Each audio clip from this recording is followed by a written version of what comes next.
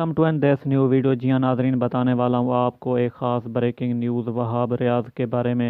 इस वीडियो को एंड तक लाजमी देखिए कि मुकम्मल तौर पर ख़बर का पता चल सके। जी हाँ प्यारे नाजरीन, आपको बताते चलें कि वहाब रियाज पंजाब के वज़ीर खेल मुकर्रर हुए हैं। अगर आप इस चैनल पर नए व्यूअर हैं तो वीडियो को लाइक करें, चैनल को सब्सक्राइब कर दें और घंटी के निशान को दबाना ना भूलें। चलते हैं वीडियो की तफसील की जानिब कि जब उन्होंने ये ओहदा संभाला तो सोशल मीडिया पर मीम्स की भरमार हो गई। वहाब रियाज सोशल मीडिया पर मीम्स का निशाना बन गए।